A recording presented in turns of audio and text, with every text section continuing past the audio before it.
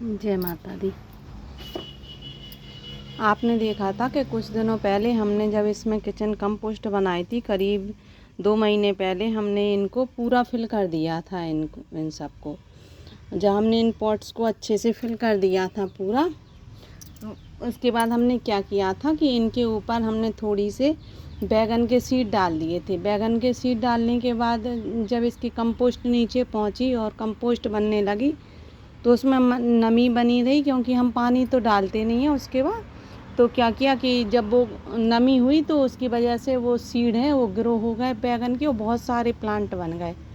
जब ये प्लांट बने तो हमने इन प्लांट्स को निकाल के कुछ को तो इधर उधर शिफ्ट कर दिया, और बाकी प्लांट्स को हमने क्या किया कि जो 3 प्लांट बचे थे इनमें से एक तो इन्हें रहने दिया, और साथ में एक हल्दी की गांठ भी लगा दी थी हमने, कि हमने कहा साथ में बैगन के पेड़ जब तक ग्रो होते रहेंगे तो साथ में हल्दी भी ग्रो होती रहेगी, फिर इन सबको एक साथ ही हार्वेस्ट कर लेंगे।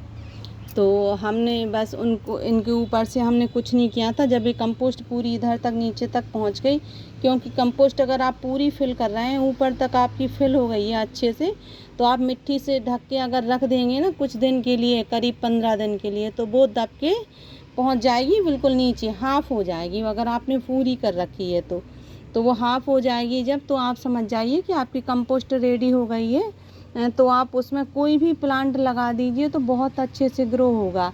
लेकिन हमने तो साथ ही में ऊपर ही से सीड डाल दिए थे, उसका रिज़ल्ट ये आया कि हमें इतने अच्छे हेल्दी प्लांट मिल गए, देखो, और इसमें फ्रूटिंग भी दे रहे हैं साथ में।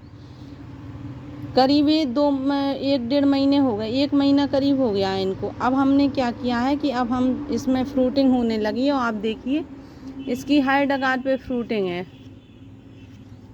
इधर इन प्लांटों में हर जगह फ्रूटिंग ही फ्रूटिंग हो रही है। तो अगर इन्हें जड़ों से तो वो कंपोस्ट मिल ही रही है, लेकिन अगर हम इन्हें ऊपर से भी इनकी कुछ केयर कर देंगे तो ये प्लांट ज़्यादा हेल्दी हो जाएंगे और बहुत अच्छे से ग्रो होंगे, और इनके जो फ्रूट हैं वो बड़ी बड़ी साइज़ के भी निकलेंगे। तो हम क्या करेंगे, थोड़ी हमने जो आपको एक किचन कंपोस्ट टी बनाना सिखाया था, कंपोस्ट टी, अपनी वीडियो में आपने देखा होगा कि उसमें हमने केले की और उसकी चाय पत्ती की जो लिक्विड बनाई थी वही बना के रख दी थी हमने करीब 20 दिन पहले।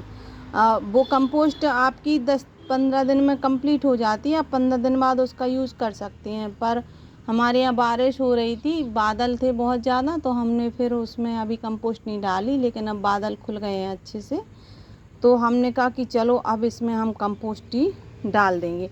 तो ये 20 दिन की हो गई है, और इसका कलर, इसमें हमने थोड़ी सी राख भी डाल दी थी, राख डाल दी थी थोड़ी सी, तो थोड़ा सा कलर वो भी हो गया इसका राख का, लेकिन ज़्यादा नहीं डाली थी हमने।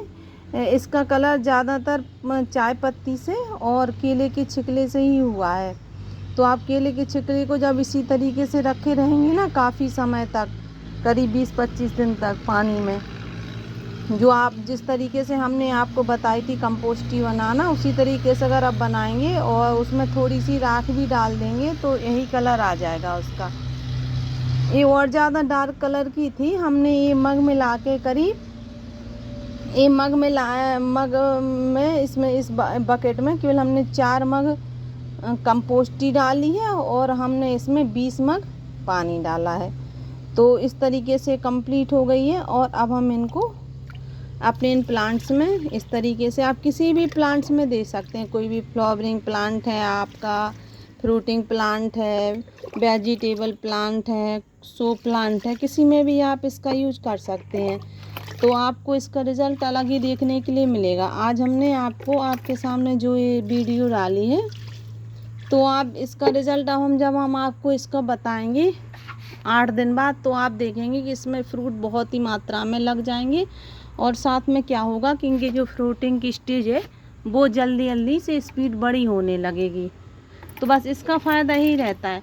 और आप इसका यूज किसी भी पॉट में कर सकते हैं। अगर आपका बड़ा पॉट है तो ज़्यादा यूज़ कर दीजिए इस कंपोस्ट को, अगर छोटा पॉट है तो कम। बस इतना करना है कि इसके जो ड्रेनेज होल है, जो नीचे गमलों में ड्रेनेज होल बनता है, तो देखो किस तरीके से पानी उसमें जो लिक्विड है वो बाहर आ जाए तो इसका मतलब क्या है कि हमारी इसमें मिट्टी में पूरी अच्छे से फिल हो गई है लिक्विड, और पूरी मिट्टी ने और हमारे जो प्लांट है उसने उसकी लिक्विड को अच्छे से गीली हो गई है। और बस अब ये प्लांट हमारा अच्छे से ग्रो हो जाएगा। तो कोई भी प्लांट है, आप बड़ा प्लांट है तो आप उसमें बड़ी इसमें उसमें ज़्यादा लिक्विड दे दीजिए, और अगर छोटा है तो आप छोटा, लेकिन बस इतना दीजिए कि इसकी पूरी मिट्टी अच्छे से गीली हो जाए।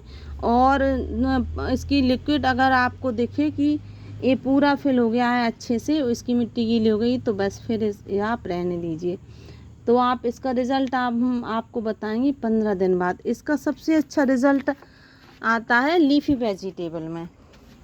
जो हमारी पालक वाली है तो पालक वर्गीय है, तो अभी हमने इसमें थोड़ी सी दी थी, लेकिन हम इसमें जब हम अच्छे से लिक्विड दे देंगे तो आप आज की तारीख देख लीजिए और अगली वाली वीडियो, तो आप देखेंगे कि इसकी स्पीड इतनी अच्छे से हो जाएगी कि इसके पत्ते 8 ही दिन में बहुत बड़े बड़े दिखने लगेंगे। और जो ये फ्रूटिंग प्लांट हैं तो अब इनमें भी आप फ्रूटिंग की मात्रा ज़्यादा हो जाती है, इनके फ्रूट ज़्यादा बड़े दिखने लगते हैं, फ्रूटिंग ज़्यादा होने लगती है, इसका रिज़ल्ट बहुत ही अच्छा आता है। तो आप क्या करें कि इस तरीके से अपने कोई भी प्लांट में आप इसको यूज कीजिए, और फिर आप इसका रिज़ल्ट 15 दिन में देखिए, इनकी ग्रोथ बहुत ही अच्छी हो जाएगी। और आपके जो फ्रूटिंग प्लांट हैं जो बड़े हो गए हैं सीजनेबल, तो उनमें इस तरीके से बेलें बनती हैं, तो आप इनकी कटिंग भी कर दीजिए, तो इसकी ग्रोथ घनी हो जाएगी और ज़्यादा मात्रा में आपको फ्रूटिंग देखने के लिए मिलेगी।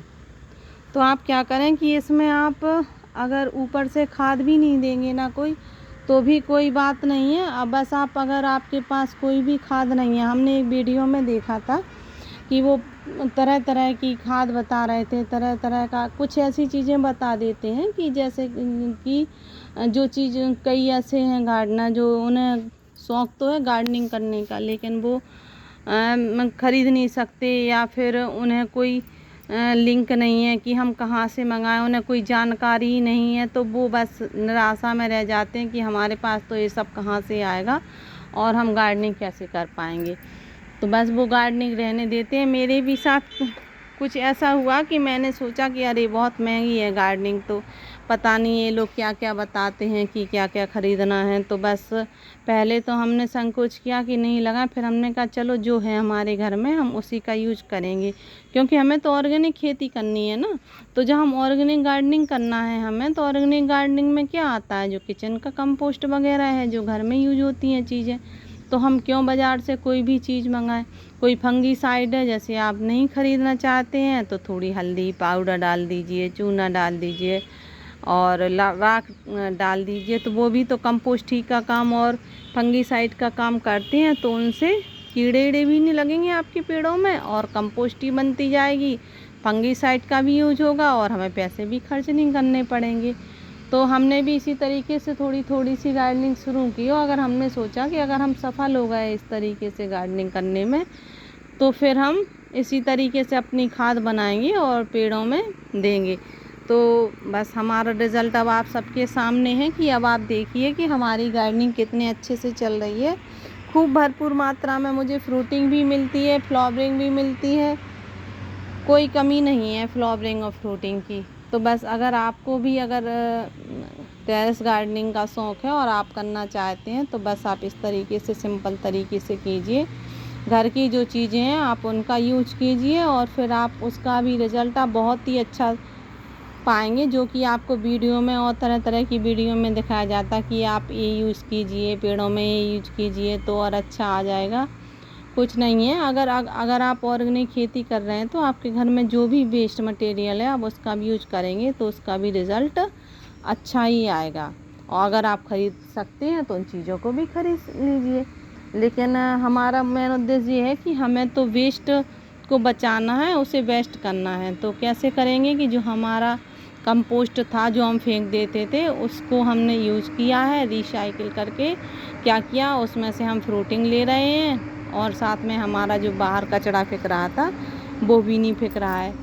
तो बस आप इसी तरीके से अपनी ऑर्गेनिक खेती कीजिए और सिंपल तरीके से गार्डनिंग भी करेंगे तो भी उसका रिज़ल्ट बहुत ही अच्छा आएगा।